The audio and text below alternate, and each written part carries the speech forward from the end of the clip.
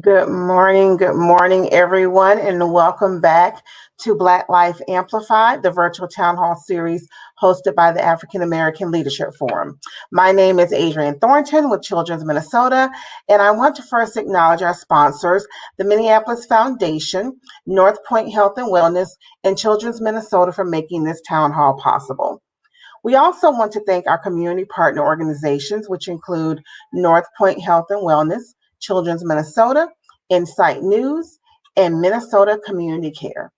Be sure to visit the African American Leadership Forum Facebook page as well as our YouTube page to see previously recorded episodes and also to replay the episode from today. For today, make sure that you comment and subscribe to stay in tune with us and to make sure that you don't miss an episode of the show. Today's episode of Black Life Amplified is going to focus on what's happening in the Black community in the midst of COVID-19 and the COVID-19 vaccine. First, I want to introduce my guest today, and Dr. Zeke McKinney is our first guest. He is the program director of the Health Partners Occupational and Environmental Medicine Residency, as well as a researcher at the Health Partners Institute. Welcome, Dr. McKinney.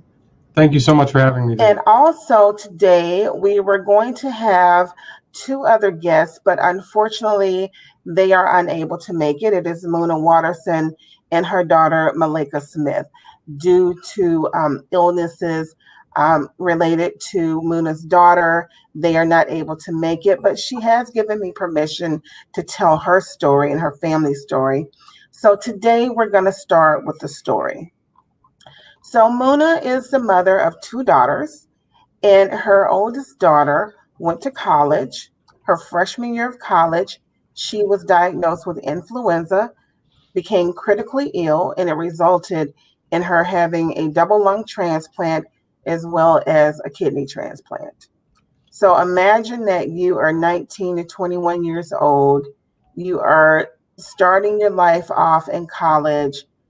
The world is in front of you. It is your oyster to do with what you want. And a preventable disease attacks your body and results in you having a lifelong sentence of medications and illness and hospitalization. And that is unfortunately what has happened to her daughter in the midst of this pandemic. In spite of all of their efforts to keep her safe and to protect her from getting COVID-19, in April of this year, she was diagnosed with COVID-19 after becoming really ill. And as COVID does, it attacked her lungs, which are transplanted lungs and are already in a precarious situation. And since April, she has been in and out of the hospital with difficulty breathing, having issues with her transplanted lungs, and it has really severely impacted their family. If you can for a minute imagine that you are well one day and the next day you are having difficulty breathing. You go from being a school teacher to not being able to work. You lose your independence because you're unable to care for yourself because you're so ill, and now you have to move back in with your mother. And that is the current situation for Muna and her daughter. She is now working full time and taking care of her daughter. When her daughter goes in the hospital, early in the year, she was not able to visit her or see her because of COVID-19. She is allowed to see her now, but her daughter has been in and out of the hospital since April. And she, of course, is still testing positive for COVID. And she can't get the vaccine. Because of her lung transplant, she is not a candidate to get the vaccine. So it is very important that the people around her do all that they can to protect her, which includes getting a vaccine. And for all of you all who are asking in your minds, I'm sure some of you picked up on the name Muna. She is African. But their family, these are our family. These are our family members that we have to look out for and protect. And they still don't know how she got COVID in April. but the family did test positive. Muna and her other daughter were asymptomatic carriers of COVID-19. And so it is unclear where any of them got it. But what's important now is that her daughter got COVID. She's still testing positive, and she is still dealing with the repercussions of getting COVID and being a double lung transplant patient. So that is the foundation of our show today. I want you to keep Muna and her family in your hearts and in your minds as we continue to have conversation today, because this is who we really need to protect.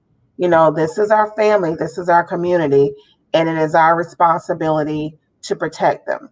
So now we're going to go back to Dr. McKinney, and we're going to have a critical conversation that may be difficult for some people to hear, but we are beyond the point where we need to have a serious critical conversation about COVID-19, the vaccine, and our community, how it's impacting our community, and what our community's responsibility is. So Dr. Zeke, first of all, can you update us on the status of COVID-19 in Minnesota? We're hearing that in other states, the numbers are increasing.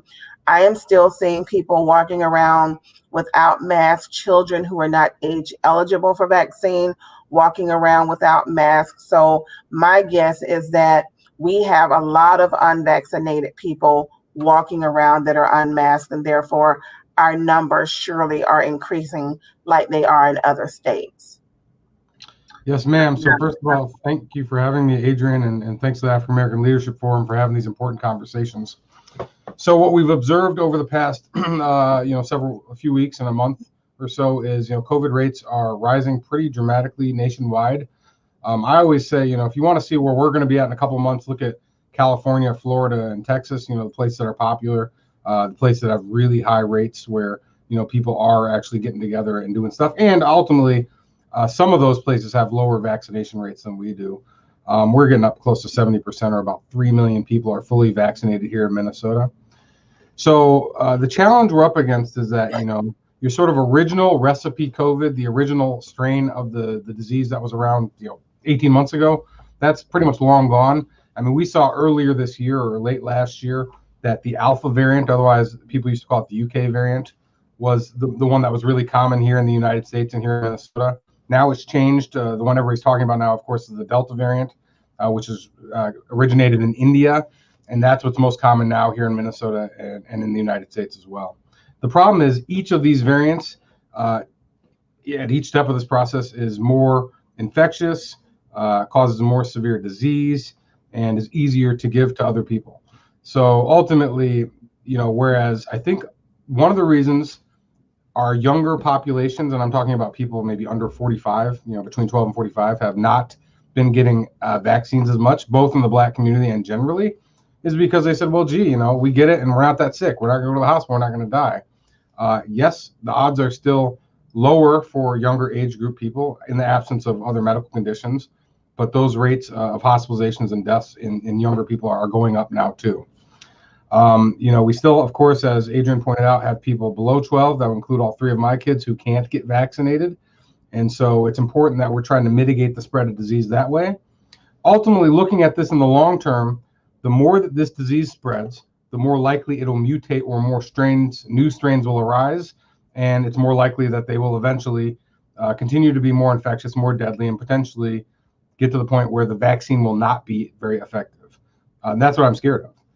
And so it starts by us doing our job here and getting vaccinated. But even if we got vaccinated here all today, the rest of the world isn't vaccinated yet either. And so I think by us getting vaccinated here in the United States, then the U.S. can put more resources into helping the rest of the world get vaccinated, because people are going to keep traveling here from other places. We're a sort of a global community at that point. And until we get everybody vaccinated, this is going to keep being a problem for us in the long term. Unfortunately, everybody since May, when the good news about vaccinations came out from the CDC, that yes, vaccinations work so great. So if you're vaccinated, don't wear a mask. That was true, but that was before the Delta variant was so prevalent. And I think before people really got back to doing a lot of normal activity. Now people are out and about, like you said, without masks. They're all trying to hang out and do a bunch of stuff. And unfortunately, the disease is spreading very, very fast right now. So what does that mean? Well, look, number one, get vaccinated if you can. That's going to be probably one of your best lines of defense. It's not perfect, but it's better than not getting vaccinated. Wear a mask. Again, not perfect, but better than not wearing a mask. And, try to stay away from people, or try to stay away from environments that are going to be heavily populated, especially indoors. And I think, those are probably the biggest three levers that we can try to move to control the spread of this disease. But unfortunately, if people don't want to wear a mask and don't want to get vaccinated and don't want anything shut down, those three things don't go together, unfortunately. And we're going to keep having some of the problems we're having. So a lot up front there, but probably it gives you a lot to ask about and unpack, Adriene. So let's rock and roll. Yeah, it does. And, I tell people all the time, I never stop masking, even when the CDC said it was okay. First of all, I knew that once they said, oh, if you're vaccinated, you can remove your mask, I knew that people who weren't vaccinated were going to remove their mask. And I've said it before in the show, I have a 27-year-old special needs child who has a fragile immune system. He gets the influenza vaccine every year, and every year he gets influenza. However, the vaccine prevents him from getting critically ill from it and ending up in the hospital. He actually had COVID pneumonia in June of this year, or what year are we in? Last year. June of last year, he had COVID pneumonia. He was really, really sick. He stayed in the hospital for a little bit, came home, was unable to take care of himself, unable to feed himself. It took him several weeks to get to the point where he could even get up and move about. As soon as he started doing better, he got a bacterial pneumonia and ended up back in the hospital. So it's personal for me. And I get so angry with people when they start having conversations about me. And I'm like, it's about more than you, and it's not about your freedom. Yes, you have the freedom to not wear a mask. You have the freedom to not get vaccinated. That is your right. That doesn't make it the right thing to do. And so I have continued to wear my mask through all of this, especially, the week after the CDC made the announcement. I walked into Target and there was a mom with her two kids, and they were both clearly under the age of 12. And one of the little boys said, hey, Mom, don't I need to wear a mask? I don't have the vaccine. And she said, oh, no, honey, you don't have to mask anymore. We don't have to mask anymore. And so immediately I thought, I'm willing to bet that mom isn't vaccinated either. And she's teaching her son to buck the system and go against the guidelines, which is not okay, because now we're teaching our kids not to follow the recommended guidelines from the scientists, which is scary. And so, yeah, it's unnerving for me. But also, I don't go out as much.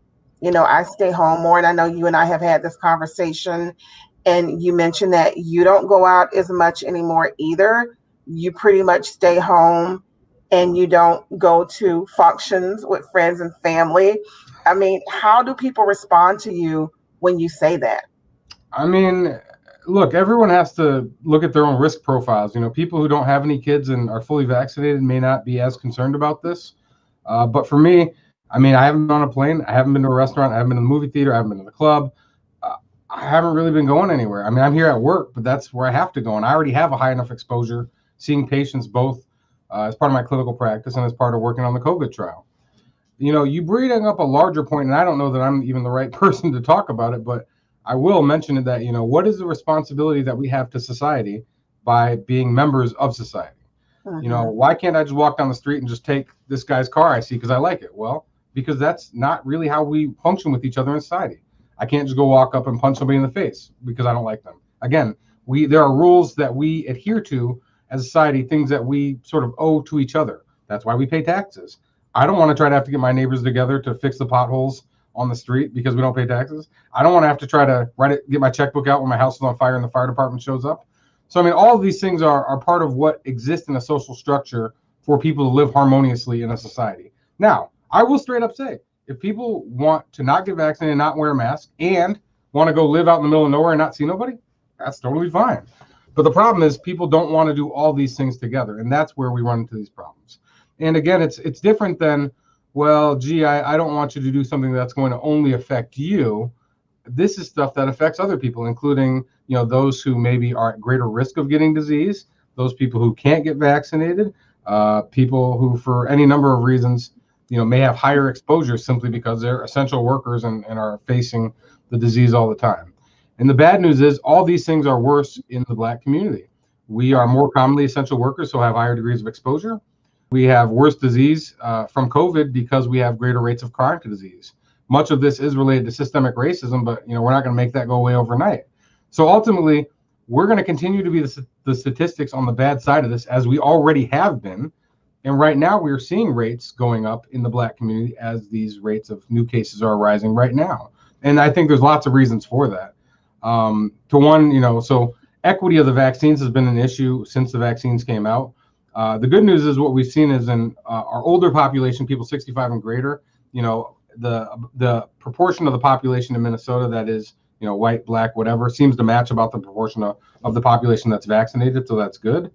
That you see that same thing probably in the 45 to 64 age group too. The problem is when you look from like 12 to 45, that's where the rates are a lot lower, and it does not seem to be equal in the Black community. And again, we've seen this across all races and ethnicities. Younger people in general are like, oh, well, I'm not going to get that sick. I'm not going to die. I'm not as likely to get it. And again, that is all generally true, but it's like, well, how much Russian roulette do you really want to play? Right. You might get away with not wearing your seatbelt and driving one day, but if you do that every day, it might be likely to kill you. So again, all these things are really mitigations of varying degrees of risk. And I think people have an unrealistic sense of their risk profile. Honestly, since all these rising cases in the last month, all I see now every day is a news story about some person who was online and was talking all this stuff about the vaccines don't work and COVID is fake and whatever. And then they end up in the hospital and they're dying. And on their deathbed, they say, please, please, please, everybody get a vaccine. I was wrong. I shouldn't have been saying that. And their wife and kids and everybody else said. I'm not saying that's like, they deserve that. I'm not saying that at all. I'm praying for people and that's horrible. But it's like, I don't know how much more clear evidence and science and data people need to believe this. And Right. I think people really need to start asking themselves, who stands to benefit from what types of messages? So, Dr. Zeke over here, I'm not getting paid any more money. Alpha's never paid me $1 to be on these calls. I wish. But at the same time, I'm doing this because it's my responsibility. When everybody asks, well, what can we do to get this pandemic over with? What I can do is sit here and be on these calls and talk to Adriene and tell everybody what's going on.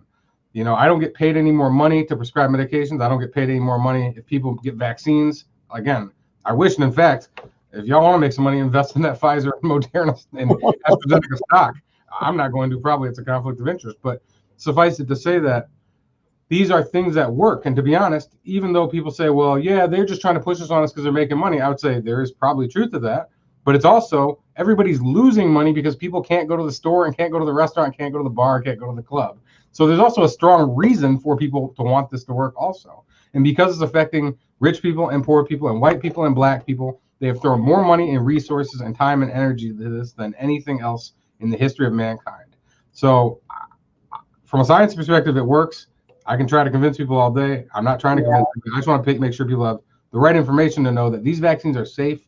And ultimately, even though they're never, and no vaccine is ever going to 100% prevent you from getting disease, they are very, very highly likely to prevent you from getting extremely ill or dying from it. And that is true. And that's what I want to avoid. And it's also going to be likely that you don't get the long-term symptoms of COVID, which is really scary.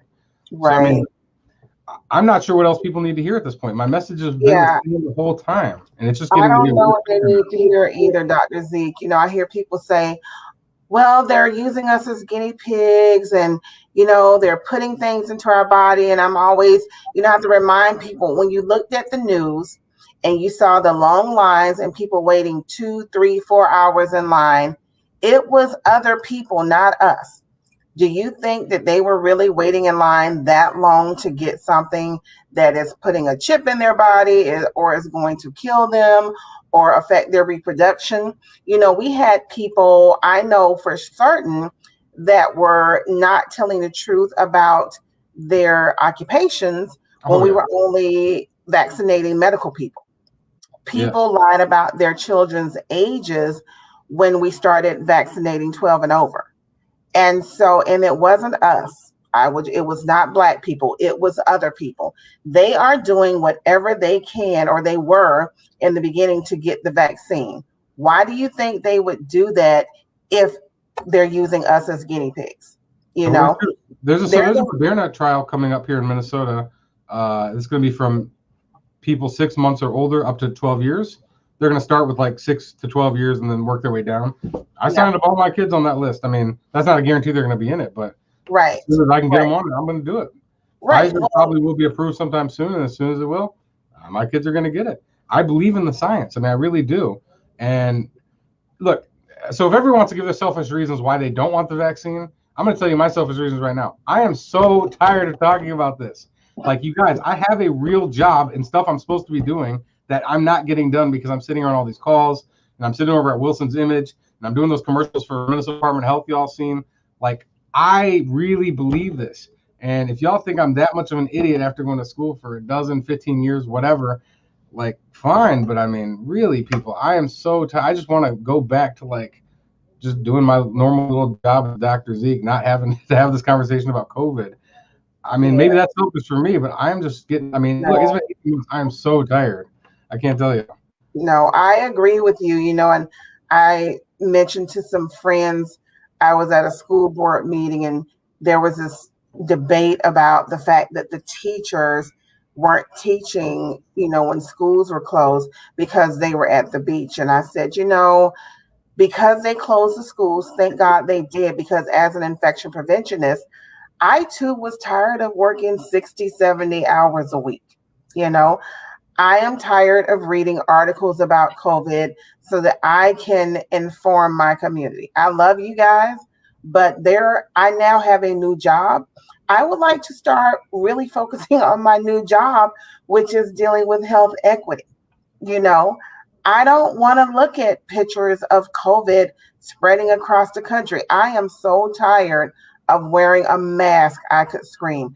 I stay in the house most days because I don't want to have to wear a mask. And it's just not worth it to me to have to wear one. I have asthma.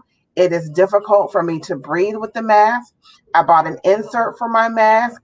It's still a little difficult for me to breathe even with that. So I just stay home most days. I'm tired of staying home and I'm tired of wearing a mask, but I have to because other people aren't doing their part to stop this stupid pandemic from spreading. And so, you know, another thing that comes up all the time, and I'm a little tired of hearing about this too, though. And I want to be clear that I am not devaluing people's feelings, but we continue to hear about the historical trauma related to Tuskegee and other health experiments that were done on Black people. And let's be clear, the one we talk about most is Tuskegee. But if you read Medical Apartheid, you will hear about all of the other worst atrocities committed against Black people in the medical community as recent as the 1970s and 80s. And so those are closer to us than Tuskegee, but you continue to hear about this. And so how do we move forward and get past the trauma that we're dealing with related to Tuskegee and other medical mishaps that have happened to our community? Yeah, that's a good question. And I don't want to devalue that. I mean, look, I'll say this is from jump. Being a Black person in America is associated with some degree of anxiety, no matter what you do. So it's anxiety inducing for me to go to the doctor. I know it's worse for other people. So, hey, that's real. I hear that. And I'm not going to say anything else about that. It is what it is. As far as Tuskegee and these other things are concerned, you know, the silver lining of Tuskegee, and again, I'm not saying Tuskegee was good in any way. That is an atrocity. But just like George Floyd's death led to some good things that, you know, we could learn from that society could learn from that we could try to move forward, so did Tuskegee. It led to a lot of research protections in the United States. Research has to be voluntary. Research has to be looked at by independent review boards, making sure you're not harming people. People can like quit out of research anytime they want. You know, the risk has to be very minimal compared to a significant benefit. I mean, there was a lot of stuff that happened from that really does make those same kind of atrocities almost impossible here in the United States, unless somebody's just like doing some research in a back alley. I mean, look, if you're participating in that, I can't help you. So we've had a lot of good come out of that. And even more recently, we're looking at all these issues of equity, both in clinical medicine and research, people not being believed about pain, maternal mortality rates being higher in the Black community. You pick it. So we're starting to get warmer. I don't know how to rebuild or to even build that trust because, to be fair, there's still so many things that are up against us. And systemic racism is something we all deal with every day. But at the end of the day, this COVID disease is not racist. It doesn't care if you're white or Black. You are going to get it if you're around it. And we have to do things to protect ourselves because we are at more risk because of racism. That's the whole thing. And so we have to be probably more protected than anybody. But at the same time, it's like, nobody wants to trust the government, which I don't think the government didn't make these vaccines. People don't want to trust big companies. Well, the big companies did make these vaccines. I'm not sure what, again, people want to trust or believe. Nowadays, you hear people saying, well, these vaccines are FDA approved.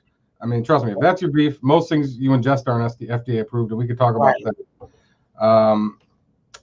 I'm not trying to hate on people, who don't want to put vaccines into their body, but I'm just saying, if you're worried that we don't have data, these have been better studied than most vaccines ever. Yes, we don't have years and years and decades of time, but we have we're coming up on a year of time right now of knowing about it. I was one of the first people probably in the US to get vaccinated. I got vaccinated the same day as Joe Biden. My skin's not green. I'm still living. I'm happy, healthy, as far as I can tell. Women who've gotten it while pregnant have had babies. In fact, getting vaccinated confers some benefit to babies. Getting COVID when you're pregnant without being vaccinated potentially can be fatal to your fetus. I mean, so like all these issues of misinformation, most of which are just questions people raise that spread out of control like wildfire. It's so hard to combat that because I can't prove a negative. That's why I was joking and said, my skin hasn't turned green. And somebody say, well, there's no data to prove that it won't. That's true. Maybe it will. But, I guess the concerns that people have had about this disease and about these vaccines seem so different from what people are normally concerned about. Right. It's very hard for me as a health professional to understand what to do, especially because it's different for every person. And that's not white, Black, or anything. It's just like everybody has a different reason they're worried about this or don't want to do it. And I don't know if people are making up reasons just so they don't have to say, I'm just selfish and don't want to do it. And I'm okay with that reason too. But you have to accept that it comes at a price. And the price is we're going to keep having this pandemic going and people are going to keep dying. And so if you're out there not getting vaccinated and you're out there not wearing a mask and you're out there still traveling all over the country and going out everywhere every night, you are contributing to the problem. When people say, why is this pandemic still going? It's because of you. I'm not going to tell you right now. It's not because of me. I mean, very little. I'm doing my best. I want everybody else to do their best too. So please help me. Yeah. And in all transparency, my daughter is like you. And I've said this before, but my daughter and I are part of the AstraZeneca trial that Dr. Zeke is working on. And I got the placebo. We had our study unblinded because I was offered the vaccine at work. And so I wanted to make sure I was protected. And so we had it unblinded. I got the placebo. My daughter got the vaccine. And I don't even remember when she was vaccinated with the AstraZeneca vaccine, but she's been vaccinated for months now. And she's doing fine. She had some fatigue, a little tiredness, and a little fever about a day and a half after she got the vaccine. And then after that, she was right as rain. So, and I have the Pfizer vaccine. My son and I both got Pfizer, and we are both doing just fine. So, I think people need to look at what is really happening as opposed to the theoretical of what may happen. And we can talk about that too. I just don't think people believe numbers. Well, like the sound bites in the media tend to scare people.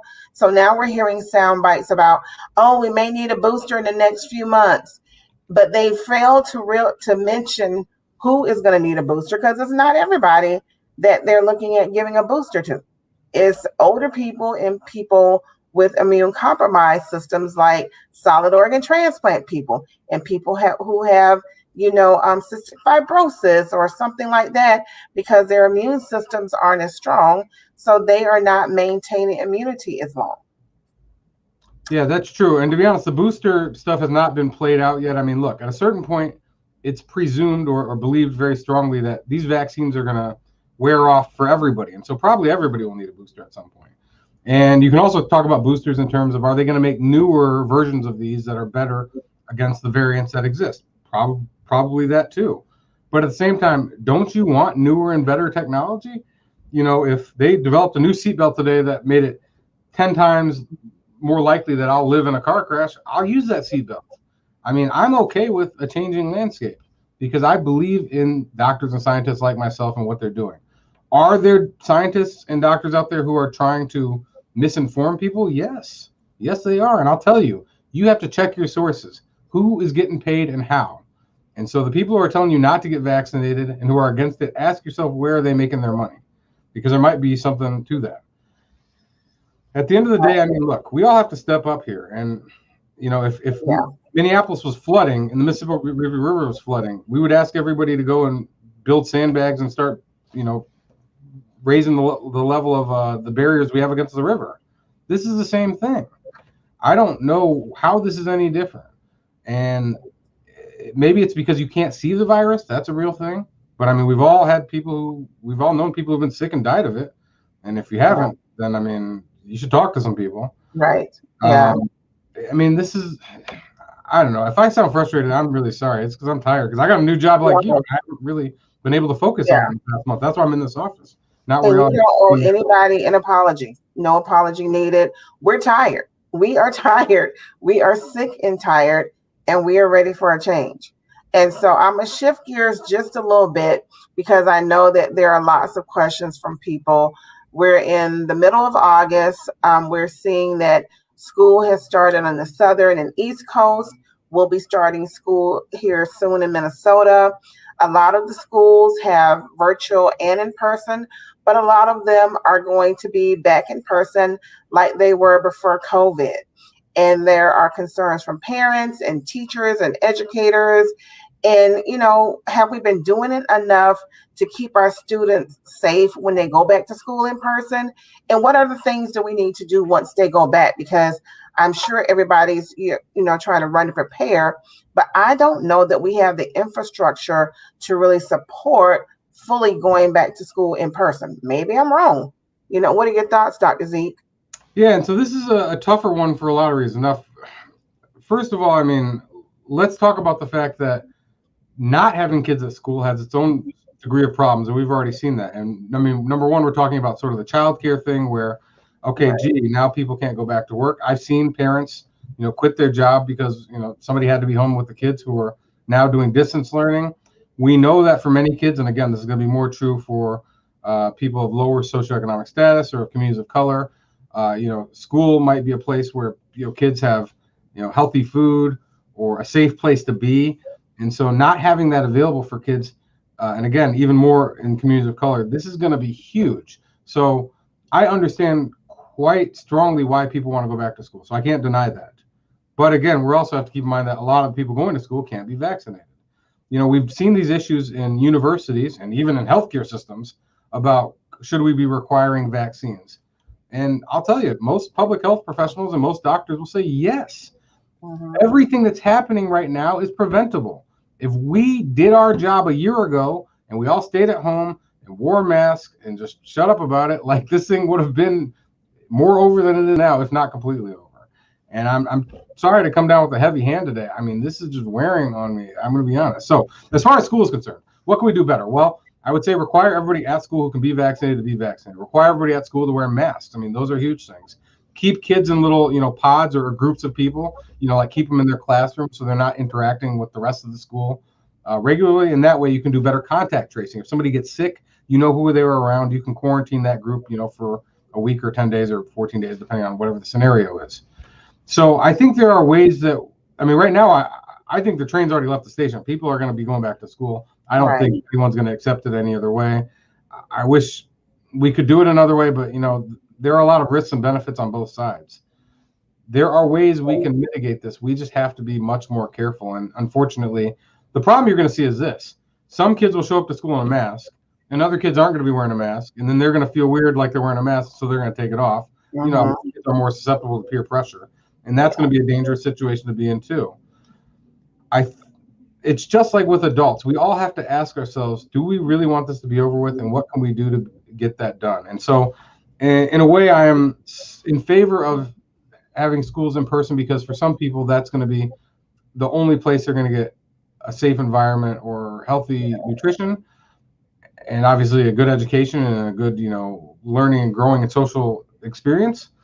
But at the same time, I don't want to see a lot of kids die because of it, because we aren't doing everything we can to prevent these diseases. It's Right. scary. Well, and I think we have the evidence in Minnesota. We were able to prove that if we wear the mask and do the hand hygiene and maintain our social distance and, only stay in our little, our pod, we can stop transmission. We did a great job at that. Yep. So I don't understand why people argue with the science behind that, because we've proven that it works, And the one thing that we aren't doing that I saw for school kids in China, when they get to the front door, they get sprayed down with a little robot. And I don't know what the robot is spraying. Is it steam water? Is it disinfectant or what? But, they have their little mask on, but they get sprayed with some type of something. And so, I'm like, well, they've done really good at letting their kids go back to school sooner and maintaining low transmission rates. Of course, like everyone else, their transmission rates are up now because of, we're not wearing our mask anymore. But, what people don't realize is that if you look at the CDC map, it goes to the county level. And I'm always looking at that because I want to know what's going on in my county. And so they list counties as either having little transmission, some transmission, substantial, or a lot of transmission. Oh, there it is right there, yeah. Yeah, and so if you look at the map, we're pulling that up now, you see all this red on the map. So a few months ago, most of this map was yellow. You had a lot of red in the bottom of the map. You had a fair amount of red on the East Coast and on the West Coast, but Minnesota was pretty much yellow. And now when you look at the map, look at all of this red. We're still a little blue in the southern part of the state, but it feels like it's a fire that is just encroaching on us. And when you get to the county level, I live in Dakota County. We are in the orange level. So if you look on the map, you'll see that orange is substantial transmission. In Dakota County, where I live, which is Egan, Apple Valley, a little piece of Burnsville, a little bit of Farmington, and a smidgen of Lakeville, and of course, Rosemont, we have substantial transmission here. So that begs to ask the question, why are people still not masking? But also, it supports my decision never to stop unmasking. This is the reason why, because we have substantial transmission. And in just a few weeks, as soon as school starts, I'm going to bet you that when we look at this map again, we won't see all of that blue in Minnesota. It's going to be mostly red because everyone is not going to be wearing masks, and we're going to have even more transmission throughout the state. Thank you, producers. So this is a huge concern of mine, is that we're seeing this spread. We have the evidence out there.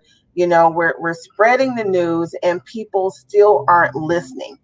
I don't know what else we can do, Dr. Zeke. I'm like you. I am tired of this, but I need people to be more responsible. I think the biggest difference between the United States and other countries is that a lot of other countries have a community mission. Their mission is to protect the community, whereas in the United States, we're very individualistic. It is about the individual's freedom. It is about protecting the individual's rights, and we don't care how it impacts anyone else, which is unfortunate for us because we could very easily cut down the spread of this disease just by following the guidelines. So interestingly, that community responsibility, I think the most simple and famous example of this is like if you go to England and you see people line up at a bus stop, like they will literally get in a line one after the other. Here at the bus stop, people are just in a big crowd. Like, we should fight for ourselves, and that's how we are here. And I mean, again, I'm as American as apple pie. I ain't got a problem with that, but this is where we run into a problem with it. Right. So I'll vote for community responsibility all day. It's just a matter of how do we get everybody else on board? Because everybody wants other people to not do the wrong thing and take care of them, but they just don't want to give up what that means to them. And that's where we always have this unbalance. And maybe that's because we're a younger country. But I'll tell you something else interesting on that point. We are actually extremely privileged. We here in the US have a great supply of vaccines and not as much demand. There's almost nowhere else in the world where this exists. If you go to other relatively wealthy countries like us, the United Kingdom, Australia, they don't have access to vaccines like this. People are still fighting to get them. And so it's worse in places in Africa and in India where the disease is going to spread more. And so again, I think we need to set an example for the world and really all get vaccinated and then push our leadership to help the rest of the world so this thing will really slow down. Yeah, I agree. So one of our listeners posed the question, what are your thoughts on state fair? Now, I have to be honest and tell you, I am not really a state fair person. I have been multiple times. I go just so I can eat my way through the fair because I don't do rides and I don't do games. And so I'm not really a state fair goer, but when I go, I eat my way through there. So you like the food? I have no intention of going this year. It's going to be too many people, Dr. Zeke. I'm a little anxious about that. So first of all, I am a state fair goer, and I'd like to think the state fair has something for everybody, including food or rides or whatever. But I like the apples there, to be honest. So seriously, I'm not going for real. I didn't go last year, or they didn't have last year. But I've pretty much been every year except last year, and I'm not going to go this year, even though they are going to have it. Because look, the germaphobe in me was always concerned about the teenager handing me my corn dog on a stick before. You think that's better now? And I don't know what their plans are. I should look to see how much they're going to reduce capacity. But that place was jam-packed before. Now, to be fair, we have proven even more than originally that outdoors is a much better place to be because ventilation is infinitely higher than inside.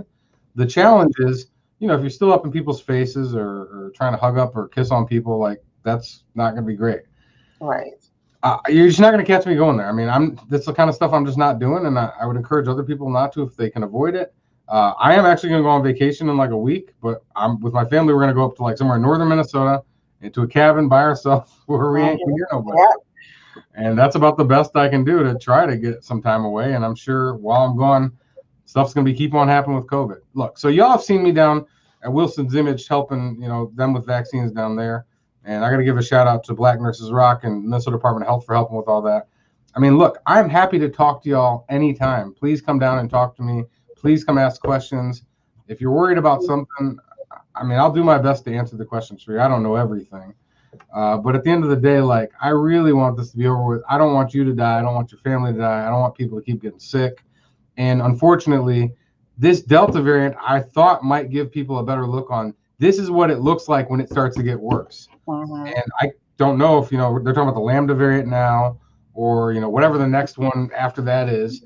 And it's going to potentially even be worse than this. And like you said, you showed it best with that map, Adriene. That map is going to keep turning red before it doesn't. And so, somebody on the comments mentioned the problem was that the CDC said, well, people who are vaccinated don't have to wear a mask, but then unvaccinated people didn't wear masks too because they have to show documentation. That's true. That goes back to the community responsibility. We're on an honor system here. We weren't checking nobody. Right. Again, if that's how we want to play it. But that's why a lot of public health professionals were really concerned about that guidance in late May because we knew that was going to happen. Right. I think they were trying to encourage people to get vaccinated. So oh, look, if you're vaccinated now, you don't have to worry about it. But, it had an unintended consequence of people probably not wearing masks as much as we wanted to anyway. Definitely an unintended consequence. And, one of the other things that's coming out of this is more mental health issues. I have more anxiety now. If I'm in a store and somebody is near me without a mask, I am quick to jump out of the way or back up or put my buggy so that I can maybe hit them just a little bit to keep them away from me. But some people are, I know that's awful, but if you can hit a target, sorry, not sorry. You need to stay away from me or put a mask on. Look, I wanted people to stay away from me before the pandemic. Now I really want them to. Actually, let me ask you this, Adriene. I thought Black people were about wearing masks. I like wearing a mask in public because I can be on the low. Ain't nobody gonna see me. Ain't nobody gonna bother me. I'm, incognito out there. I'm with that. I'm surprised people aren't about that. But hey. Yeah, I know people are just not on the bandwagon with us, Dr. Z. But some people are having some true mental health issues. They're having That's severe real. anxiety, trouble Yeah. coping with the solitude that comes from not being around people and not being able to go to work and having to wear a mask. And so, one of the things that I've started to do is I've downloaded a couple of apps on my phone.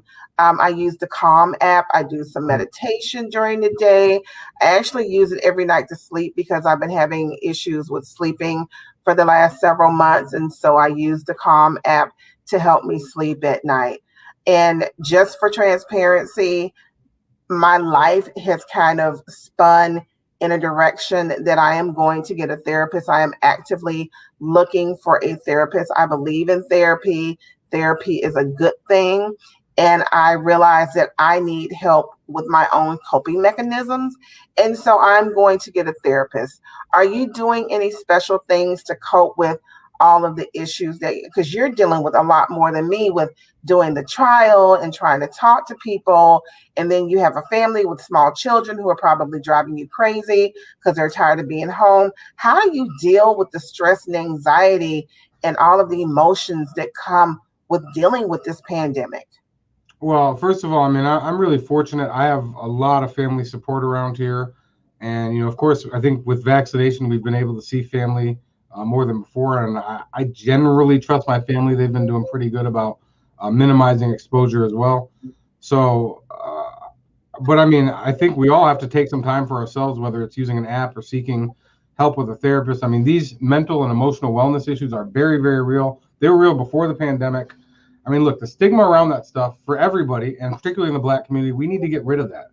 I would tell you right now, I think everybody in America should probably be seeing a therapist once a month, maybe even more true for Black people because of the anxiety of what we have to deal with, being Black in America, and even more in Minnesota where everybody's so passive aggressive. I don't know if that guy doesn't like me because my name's Zeke, because I'm Black, because I'm a jerk, whatever, who knows? And that's what we're dealing with all the time. The pandemic has made this worse because we are more isolated. And people aren't able to go do the things like, oh, I want to go play golf or play basketball or hang out with my grandkids or whatever. You can't do that. And that's hurting people. I mean, no question. And that's why there has been so much of a push for people to be like, no, I have to get out there and go on vacation. I have to get out there and go to the state fair. I have to get out there and see my family. And I can't blame people for that. But it's like everything is coming at a price. And we have to balance our mental and emotional health with our physical health and the risk of infection. And that's, I mean, I think we maybe do need to go back to like what we talked about earlier on in the pandemic, your sort of prescribed pods, okay, my pod's my little family and my parents and my sister's family or whatever.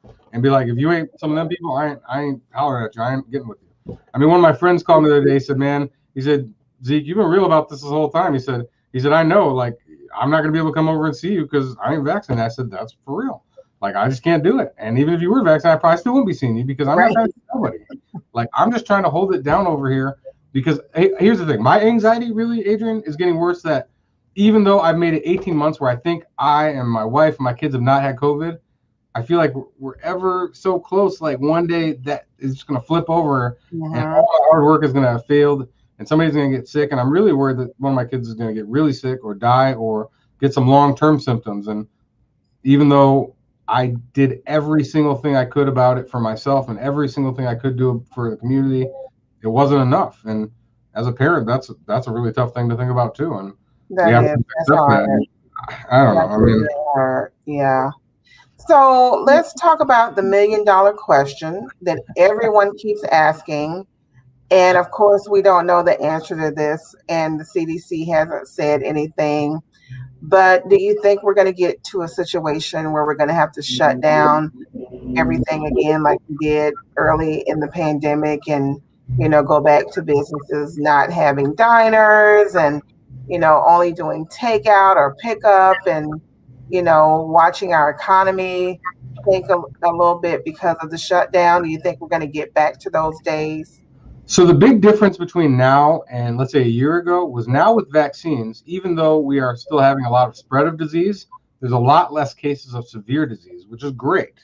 And it turns out that like 99.9% of hospitalizations right now are in people who are unvaccinated. So if there was ever a compelling case to get vaccinated, it's that right there. But with that being said, okay, so now even though people are getting sick and they're not as sick, that's good. Businesses are strongly compelled to stay open because they took a big hit last year. The government isn't trying to backpedal and like put hard mandates on everybody, and is not trying to shut stuff down because that's bad for them politically. So I don't know when we're going to cross that threshold, but what I will tell you is if data continues to demonstrate that rates are continuing to rise at the way they are right now, or like let's say if I'm in fact correct, in 4 to 8 weeks, we're in the same places as like Florida, Texas, Arizona, California, like we're probably going to have to start shutting stuff down, because it's at a certain point it's just going to be too out of control. Right. And if you guys look at what's happening in the places I'm mentioning, it's they're having like thousands, I think Florida had tens of thousands of cases the other day. Like it's crazy. It is crazy. We don't want to be here. We really don't. If you see the pictures from down there, no one's wearing a mask. And I confess, I was in Miami last month, and people were looking at me. Don't laugh at me, Dr. Z. I'm not laughing. I'm saying there's that balance. I wish I had a mask so I could demonstrate for you all. I was on the plane and I was running late, so I didn't have time to eat first. So I was on the plane like this, and I would tuck my snacks under my mask. I did not care. I have a mask with a flap on the side so that I can unvelcro the flap and stick the straw in. And so the only time I didn't wear a mask in Miami is when I was on the beach. And of course, I was out there doing my visual measurement to make sure the chairs were 6 feet apart. And my friend that was with me was like, I cannot believe you were checking all these seats. And I said, no, I'm not checking all the seats. I'm checking our seat. I don't care about the other people. But for us, everyone around us needs to be 6 feet away from us, even on the beach. And so, when I was in the hotel, I had my mask on, except when I was in my room. And people would look at me like I was crazy. And I'm like, I don't care, but there's a way to still have a life and be safe. Now, let's be clear. That was last month. You could not pay me to go to Miami today. Not going to happen. But at that time, transmission was still low. And again, a lot of people were wearing masks. Most of them weren't. But, once I got on the beach, I didn't care. And that's where I spent most of my time. So we're getting close to the end of the show, Dr. Zeke. And you said a lot. You've shared a lot. And I just love talking to you because you're like my brother from another mother. Oh, thank you. I love you too, sister. Thank you so much. Thank you. Yeah, no, we're going to keep doing this until people get the point and do what needs to be done. So I'm just trying to be a little bit more heartfelt about like how much this is wearing on you and me and everybody at this point. Like, normally I hit everybody with the hard numbers, and I'm like, nobody cares about that. They ain't trying to hear that. Them numbers are out there. They've been out there. Right. They know the numbers. They don't care about the numbers. They need the truth, and they need the hard truth. And they need a Minnesota wooden spoon is what I feel now. We need to pull out the wooden spoon and just, go to town, because people are still not getting it. And I've heard people say, oh, I'm going to take my herbs. My herbs are going to protect me from COVID-19. Right. I'm thinking, wow, yeah, no, the people, herbs came from Asia and India. That's where they originated. They have never stopped taking them, yet they had tens and thousands and hundreds of thousands of cases of COVID and death. Clearly, the herbs don't work to protect you from COVID-19. I need my people to hear us and listen. Don't get me wrong. I have nothing wrong with natural remedies. Like, that's not my issue. All I'm saying is, first of all, people are saying FDA approved. Well, that's already a problem there. But second of all, again, who stands the benefit if you take natural herbs? Is there a doctor you're paying cash and you're buying the stuff from? Right. Again, I ain't selling nothing like that. But some of them aren't FDA approved either. Some of those herbs. Usually they're not. Most of the time they aren't. That's all I'm saying. But at the end of the day, like, look, I just will believe in science. The scientific method says you estimate what's going to happen, you test that, and then you can reproduce it 1,000,000 times in a row. Yep. The vaccines have that. Medications we treat people with have that. Some of these natural remedies have that. Some of them don't. But at the end of the day, we don't even know how to treat COVID with, in the medical field, let alone with natural remedies, with whatever. Like, if we had a good treatment, we would be using it. It doesn't exist. Right. We're looking for it. And so the best thing we can do is prevent. Prevention's the cheapest thing, and in fact, the easiest thing to do.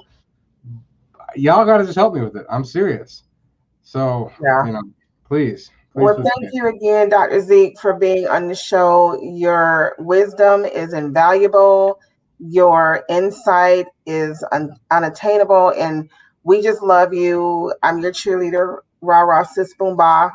And I look forward to continue to working with you. And I'm willing to bet we're going to have you on this show again before this is all over. We may need to make this weekly at this point, man. But look, I'll tell you right now, if anybody wants to get a hold of me, find me on Google, find me on social. I'm like the easiest person in the world to find. If you said, please come talk to my workplace because we want to know about vaccines, please come talk to my book club, please come talk to my state fair going group, whatever, I will do it.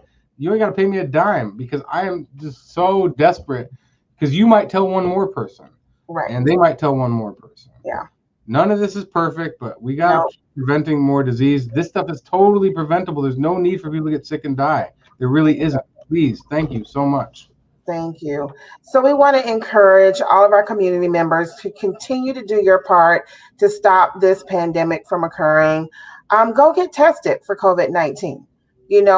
Minimize attending large gatherings, even outside. There's still a danger. It's better to do it outside, but if you can minimize the size of the crowd, that's even better. If you aren't vaccinated and you and your family are eligible, go get vaccinated. There are lots of places for you to get vaccinated. We have barbershop. Right. Go to Wilson's Barbershop to get. And when are you all doing vaccines at the barbershop, Dr. Zeke? 10 a.m. to 2 p.m. Friday and Saturday, every Friday and Saturday. And I'm usually there on Saturdays. I won't be this week and next week because I'm going to be out of town, but and again, out in the sticks. But otherwise, normally I am around there. But there will be other nurses there, black nurses, black doctors. Tito Wilson himself is a little bit of a local expert now. Look, all these things are about layers of protection. Like I said before, if you're driving a car, you got a seatbelt, you got your airbags, you got your frame of your car. They're not going to 100% stop you from getting hurt or dying, but they're going to reduce that risk. Right. When you're out there getting freaky, you use birth control, you use condoms, you do whatever. It ain't going to be 100%, but it helps. I'm just saying, you are so right. You are so right. We got to protect ourselves. All I'm saying is, if people are worried that this stuff isn't 100%, I'm saying nothing's 100%. Right. Everything is about trying to reduce risk. So please. Look, people play football. The equipment ain't going to stop you from getting hurt, but it's going to help. I bet you ain't going to say, oh, well, this football helmet doesn't protect me from getting a concussion, so I'm not going to wear it. Good luck, man. No, I'm saying, we got to do our best. We have to. Please, y'all, let me do it. If I'm not the right person, tell me who is. I'll get that person to come talk on me. Right. I'm just trying to get this done. I want to get out of here. I want to just, man. Yeah. I want my life back.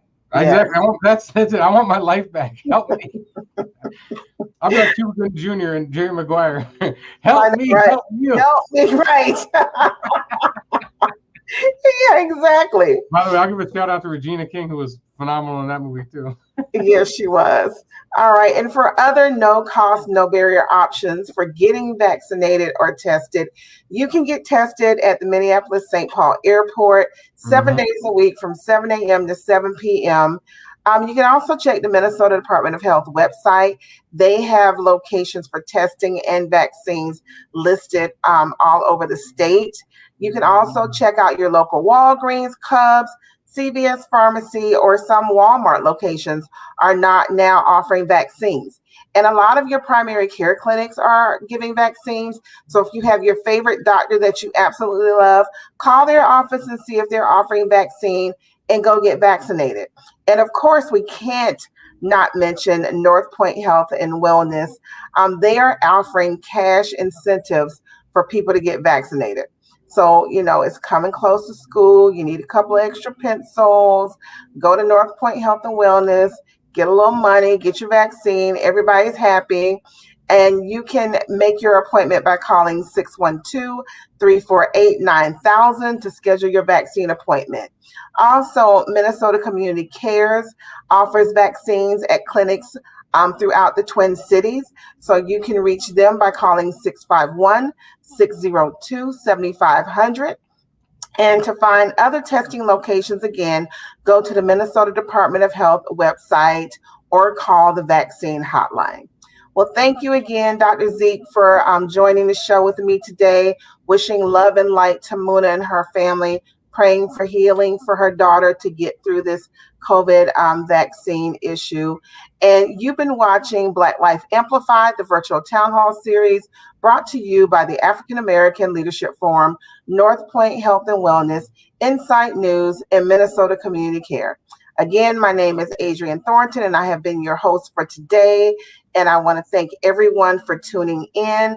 And while this is a difficult conversation to have, it was one that was much needed, and we will continue to bring love, light, encouragement, education, and information to our community. Thank you for attending, and have a good day. Thank you.